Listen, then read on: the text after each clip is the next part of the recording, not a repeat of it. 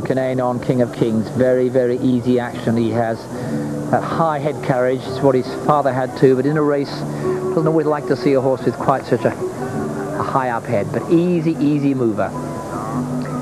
And Tsar with Olivier Pellier, even more comfortable. They floats down, not as wound up in himself. But then, of course, he needs to be a bit wound up in the race compared to the last time. He doesn't want to give them too much of a start in mid-race, but a lovely shot there of the favourite going down. That was recorded just a couple of minutes back. Here they are at the start. And now let's look at Tsar in action in the Craven. And just remember that slight mid-race crisis. Here he comes. And Tsar is having to go to work. Look at him come through on the left if he's going to do it. Only a quarter of a mile in which to show devastating speed to get past Gullen. Prince Leo in second.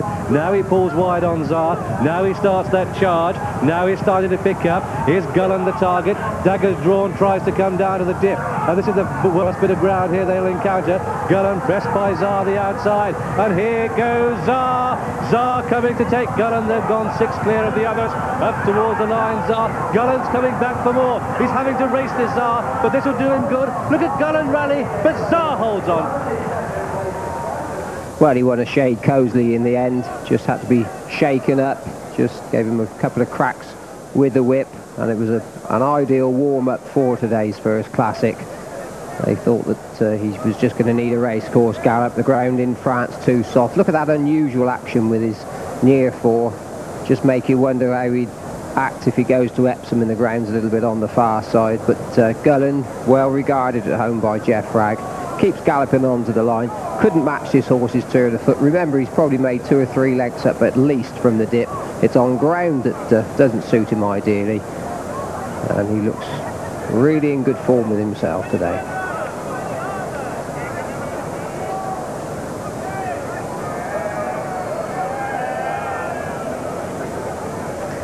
Well, Tsar has been favourite for the Sagitta 2000 Guineas for over 7 months now, and he still holds that position 6-5 on. King of Kings at 4-1. Then on 9-1, active in the betting is Lender Hand. At 16, Central Park, Border Arrow and Harmy. Tamarisk at 25-1, Al Mutawakel at 33-1. Daggers Drawn is also 33s along with Greenlander, and a bit of money now at long odds for Duck Row from 50-1 to 33s. Arcadian Hero at 66-1, and some big prices amongst the others. Evening Chorus, Jimmy 2, Little Indian and Pegnitz all at 100-1, as are Soviet Bureau and Speed Fit 2. They're beginning to load. That really tempt you into each way betting. Eye catchers for us, and Al Mutawakel, Harmy, Tsar and Lender Hand, things going for them. Border Arrow and Central Park just sliding slightly down in the betting ring.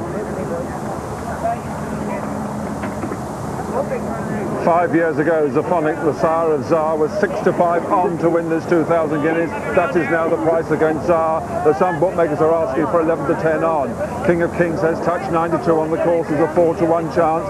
9 Lender Hand and 100-6, 16-1 bar. As Simon pointed out, the best outsider is Duck Row, who has touched 66-1, is now double carpet, 33-1 against Duck Row. But that Tsar, one winner of the Dewhurst, the top 2-year-old race last year. 14 Dewhurst winners have come on to win the Guineas. Won the Craven. 10 Craven winners have come on to win the Guineas, and France have won it 11 times. That's the stats for Tsar, while King of Kings, Ireland have won it 6 times, and 9 times since the war a horse, first time out of the 3-year-old, has won the Guineas. 8 of today's field are first time out, and including King of Kings. You've got the stats.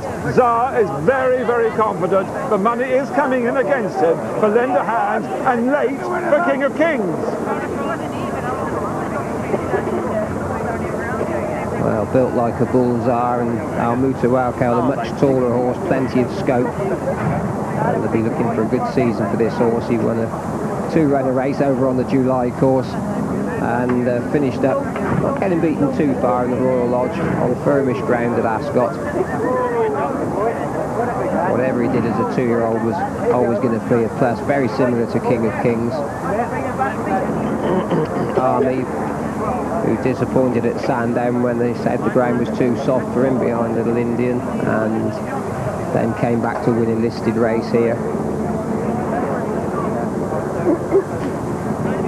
Nice looking horse, playing through Bridget Hills. Huge crowd here to watch this first classic of the season.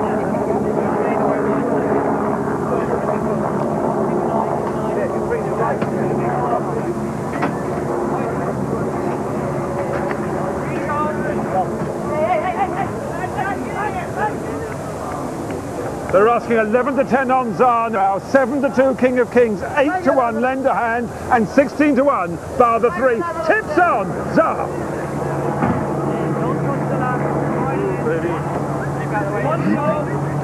Army the last to load.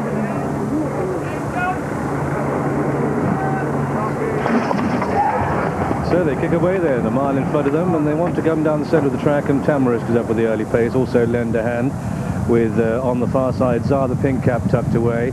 Further out is King of Kings. That's the dark blue colours on the wide outside. Dark blue nearest to us, and taking quite a keen hold is Central Park, but Tamarisk leads. To Mutawakel, the white cap. The blue cap is Frank Editori on Central Park, and then Lend a Hand. The pace must be pretty good because Lend a Hand can go from the front. He can't live with them. Tsar is in a midfield position as they go to the first quarter mile, and Olivier Pellier in the pink cap, covered in behind Pegnet, a rank outsider, Harmy outsiders, and up on the outside Evening Chorus, Duck Row, but the leader is Tamarisk. Through on the outside Lend a Hand, then the white cap Al-Mutawakil, Duck Row. Central Park holds a good position, and then King of Kings the outsider. Look at Olivier Pellier really rousting along this Tsar on the outside, and he's having to come round some rank outsiders as they come down past the 3 furlong marker shortly, and as they do so, Tsar is going to have to be a wonder horse to win from there. Look at King of Kings stalking up on the outside. The big guns start to play now, and it's Lend a Hand, Duck Row, King of Kings through on the inside, the striped cap Harmy with a run. Then Tamarisk, here comes Tsar into 5th place and closing in. They've got a furlong and a half to go in the Sajita 2000 Guineas, and it's Lend a Hand to Harmy. Duck Row, and here goes King of Kings, the blue colours on the outside. Lit up the Irish Raider. King of Kings who's going to be crowned today. It's King of Kings coming clear by a length to Lend a Hand, and Tsar staying on right down the stand side. Border Arrow might yet get placed, but King of Kings is the winner. 2 in second place, Lend a Hand, a photo third, Border Arrow and Tsar. Then Harmy, Duck Row and Mutawakel. Speed Fit 2 Little Indian out the back, and last of all to pass the pose was Daggers Drawn. And so the hype has prevailed here. Number 11, King of Kings, has won in the colours of Mr. John Mannion, Michael Tabor, trained in Ireland by Aidan O'Brien, and ridden by Mick Kinnan, who stalked on the outside. He had the first run on these horses. He's running a second 24 slow, but Mick Kinnan, who won the 2000 Guineas last year on Entrepreneur and earlier on Tyrrell, has landed the top prize here and the lion's share of a huge prize money, 135,000 to the winner.